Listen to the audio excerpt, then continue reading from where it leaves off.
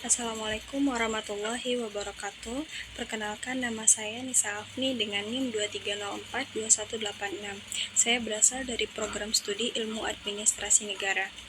Video ini saya buat untuk memenuhi tugas 3 pada pertemuan 6 Teori Sosial dengan dosen pengampu Ibu Yulia Hanuserina, SIP MA. Pada kali ini saya akan membahas tentang teori behavioralisme. Teori behavioralisme adalah pendekatan dalam ilmu politik yang menekankan tentang pentingnya perilaku dan tindakan nyata individu dalam politik. Teori ini menolak pendekatan yang lebih tradisional yang memfokuskan pada struktur politik dan institusi.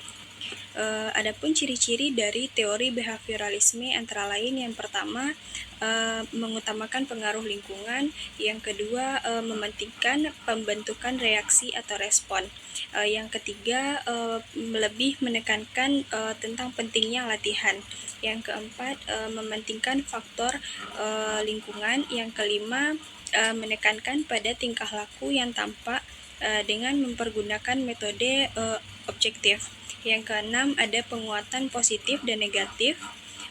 Yang ketujuh ada penguatan primer dan sekunder. Kemudian yang kedelapan kesegeraan dalam memberi penguatan. Yang kesembilan adalah pembentukan reaksi atau respon.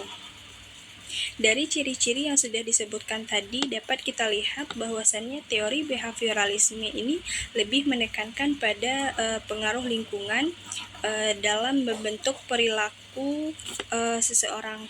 Teori ini juga menekankan tentang pentingnya latihan dan penguatan dalam membentuk perilaku yang diinginkan.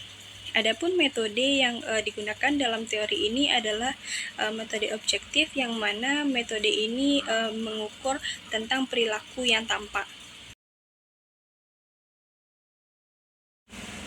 Selanjutnya kita akan bahas tentang beberapa poin-poin penting dalam teori behavioralisme. Antara lain yang pertama, fokus pada perilaku. Maksud dari ini adalah teori ini berpendapat bahwasannya untuk memahami politik, kita perlu mempelajari perilaku individu dalam konteks politik. Perilaku ini meliputi pemilihan, partisipasi politik, dan interaksi dengan institusi politik. Yang kedua, metode penelitian empiris. Maksud dari ini adalah teori behavioralisme ini lebih menekankan pentingnya menggunakan metode penelitian empiris untuk mengumpulkan data dan menguji hipotesis. Pendekatan ini mendorong penggunaan metode ilmiah dalam mempelajari politik. Selanjutnya penekanan pada faktor sosial. Maksud dari ini adalah teori behavioralisme ini mengakui bahwasannya faktor sosial seperti kelompok sosial, nilai-nilai dan norma-norma mempengaruhi perilaku politik individu. Oleh karena itu, analisis politik harus mempertimbangkan faktor-faktor sosial ini. Kemudian kritis terhadap teori dan konsep yang abstrak.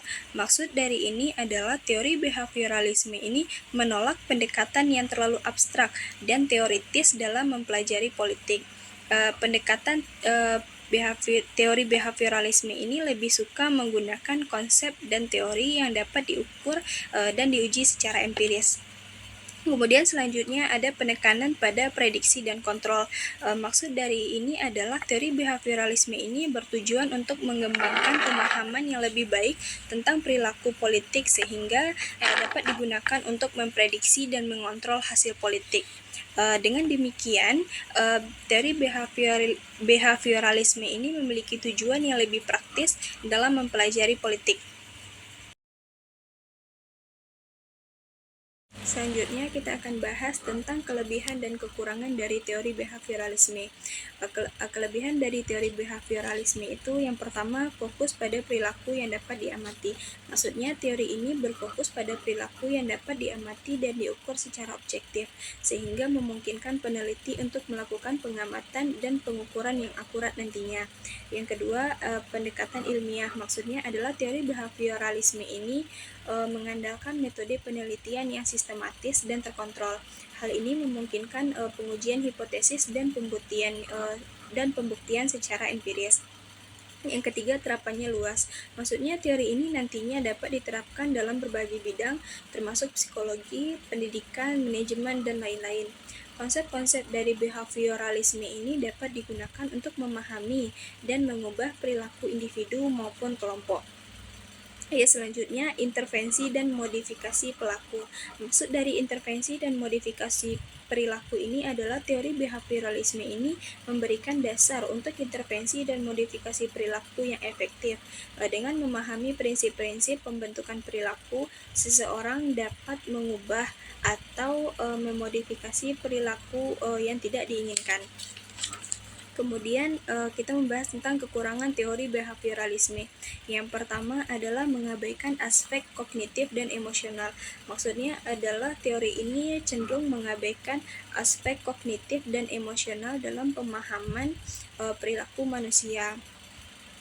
Fokus pada perilaku yang terlihat dapat menyebabkan pengabaian terhadap proses mental yang mendasari perilaku tersebut. Kemudian deterministik. Maksud dari deterministik ini yaitu menganggap bahwasannya perilaku manusia itu sepenuhnya ditentukan oleh lingkungan eksternal. Pandangan ini mengabaikan peran-peran faktor internal seperti pikiran, keyakinan, dan motivasi dalam membentuk perilaku. Yang ketiga, kurangnya generalisasi. Maksudnya adalah teori ini cenderung kurang mampu menjelaskan perilaku yang kompleks dan konteks yang berbeda. Konsep-konsep behavioralisme ini seringkali lebih mudah diterapkan pada perilaku sederhana dan dapat diamati secara langsung. Kemudian yang terakhir adalah kurangnya memperhatikan etika. Maksudnya pendekatan behavioralisme ini seringkali dikritik karena kurang memperhatikan aspek etika dalam mempengaruhi dan mengubah perilaku individu. Beberapa metode yang digunakan dalam modifikasi perilaku seperti penguatan positif atau hukuman dapat menimbulkan masalah etis jika tidak digunakan dengan bijaksana.